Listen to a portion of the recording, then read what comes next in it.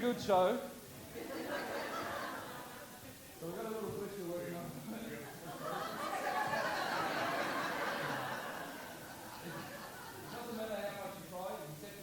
Last year, there was over 3,000 ghost sightings in Texas alone.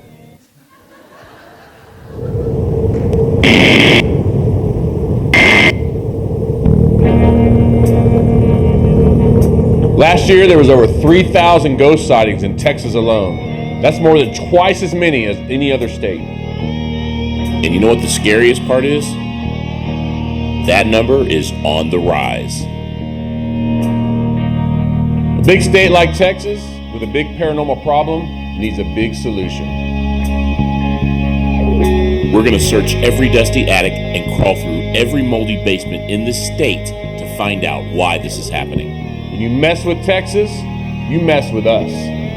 We are the Klinge Brothers. But your thoughts will soon be wandering the way they always do. Whatever it was in that picture, it wasn't human. What was that? Right there.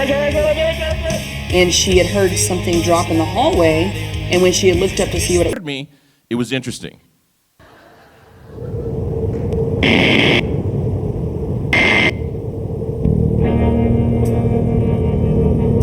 Last year, there was over 3,000 ghost sightings in Texas alone. That's more than twice as many as any other state. And you know what the scariest part is?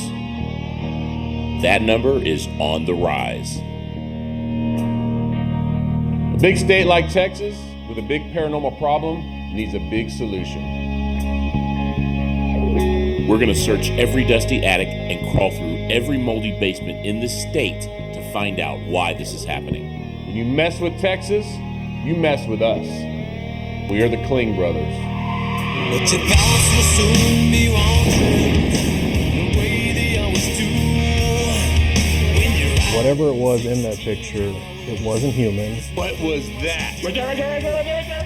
and she had heard something drop in the hallway, and when she had looked up to see what it was, she saw someone come into her room, almost a shadow figure, with the doors closed.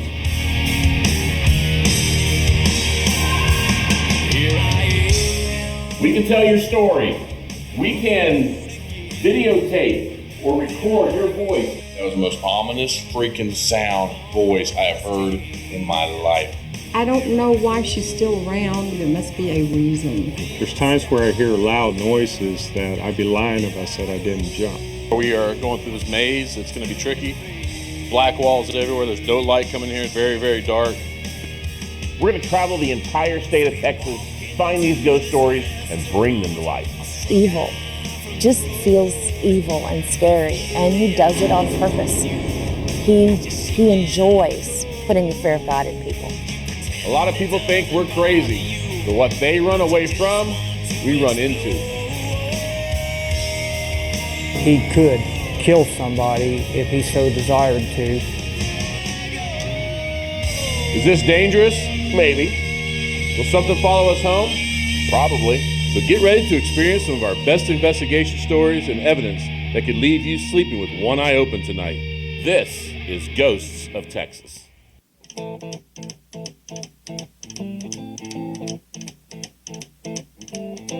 Ladies and gentlemen, boys and girls, people of Melbourne and the surrounding area, the Australian Paranormal Society and Cardinia Cultural Centre are proud to present, all the way from San Antonio, Texas, authors, lecturers, film producers, and the stars of the hit Discovery Channel television show Ghost Lab, Brad and Barry Klinge, the Klinge Brothers.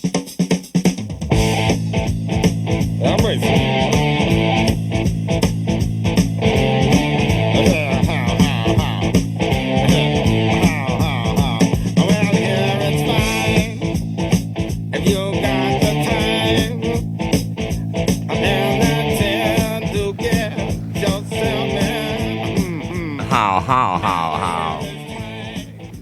How's everyone doing tonight? Come on, you can do better than that. Come on. How are you doing tonight? All right. If you've ever been to our lectures before, everything goes wrong with our lectures, so we apologize for Well, that. it would help if we were here more than an hour before the show started to make sure everything was working right. But that's how we roll. And we do appreciate everyone coming out today. We appreciate, the 15-hour flight, or actually 24 hours of travel to get here from San Antonio, and the Australian Paranormal Society for putting this on. We want to thank the Cardinia Center for let us have this beautiful theater to do this tonight. Thank Australian Paranormal Society, especially Bill Tabone and Amanda Tabone, specifically. Now, if this show sucks, it's Bill's problem. If it's good, it's all Amanda. Here's Amanda right here. Give her a round of applause. She did all this promotion, marketing, the whole thing. Lifelong friend, we appreciate all your hard work. But we also like to thank you, our fans in Australia. And I'm not saying this because you're in front of me. Well, maybe I am, so you might beat me up. But compared to America, the fans in Australia are our best fans. I'm seriously saying that. You've been there from the beginning. You're always commenting. You're always talking about what we're posting on our Facebook, things like that. Y'all have always been there for us. We really appreciate y'all from Australia. And we were here 10 years ago. And 10 years later, it's bigger. It's bigger than it was 10 years ago. So we appreciate your support. And we're bigger, too. About 50 pounds, 60 pounds heavier than I was. Gray hair. If you see some of these videos today, we were young back then. But, yeah, we're glad to be back. It's almost 10 years to the day since we were here. We'd also like to thank our families here. My wife, Brad's son's here. They're in the audience here somewhere. Appreciate all their support and putting up with us on that 15-hour flight. It was tough. I'm not going to lie. So it was an experience for sure. So the way we do these lectures, and we lecture all over the country on different topics. We have different topics that we do, from how it was like filming Ghost Lab to just anything under the sun paranormal. Tonight we wanted to talk about Ghost of Texas, and we can't talk about the Ghost of Texas unless we talk about our beginnings, all the way through forming Everyday Paranormal, or our paranormal team before we got the show, Ghost Lab, after Ghost Lab, and all the ghosts in Texas that we found. You're going to see and hear our evidence tonight on a lot of these places, so get ready for that. But we wanted to go way back to show our paranormal beginnings. Look at that. Brad, of course, is the clown. I don't know what I am, skull guy or something. I don't know, skeleton, but this is probably, I don't know, 6, 7. Probably 78, 1978. That's back when Halloween was Halloween. Your full costume was flammable. You had to check for the razor blades in your candy when you got back. That was when Halloween was true. But what this shows is that we always had kind of an affinity for the paranormal and spooky things. We loved Halloween, and all the way in elementary school. Now, when we were in elementary school, unlike today, there wasn't a lot of paranormal stuff for kids to read in elementary schools, except there was this book right here. Someone recognizes this book, right? You probably have it. Barry and I checked this book out, and now he's 4 years older than I am, okay? I would check this book out, I would return it, he would check it out. We didn't really know this until on that little card on the inside, his name and my name were the only ones on it. So we checked this thing out, it's called Haunted House, Famous Fakes, Ghost Hunting, Strange Happenings. We were really excited about this stuff, and this was, I'd say taboo. It was non-existent back then for kids or anyone to look at and talk about ghosts. Well then, does anybody remember a show called That's Incredible in this country? Okay, good. I didn't know if this was gonna, go over like a fart in church or not, but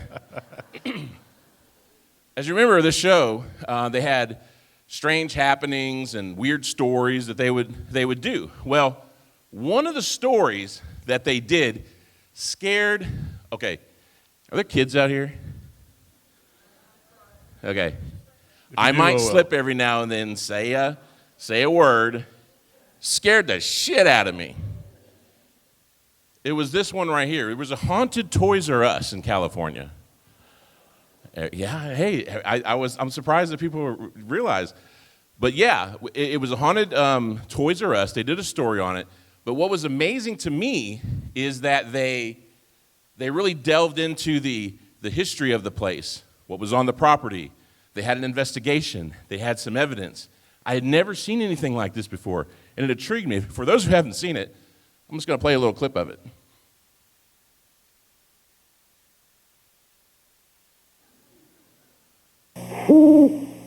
We found a ghost living in a Welsh pub who played the organ, but nobody ever saw him. A mansion called Lowell House possessed a crying young child who could never be seen except as a shadow. Apparently, he died a tragic death and is buried on the property. Then there was the horror of Amityville that made an entire family flee after only a month. But the one that really scared everybody turned up at a Toys R Us. This seemingly normal toy store is a popular place for local kids. There are those who claim that it's a favorite haunt of a very playful ghost. Could a ghost be lurking here in this irresistible playground? Further research revealed that a local circuit preacher sometimes lived on the Murphy farm. His name was John Johnson, and he had fallen in love with Martin Murphy's daughter, Elizabeth. Johnson often worked on the farm to pay for his room and board. Unfortunately, Elizabeth paid little attention to him. One day while chopping wood, Johnson badly slashed his leg. Unable to move or get help, he bled to death. So that's just a little clip of that, and what was amazing to me, like you haven't seen before, this was kind of a lot of the modern ghost shows now where it's haunting, backstory, who could be haunting, there's a death, going back to an investigation, and possibly evidence. Now, the story itself, you know, it's not quite scary, but what really scared the hell out of me was the evidence that they found.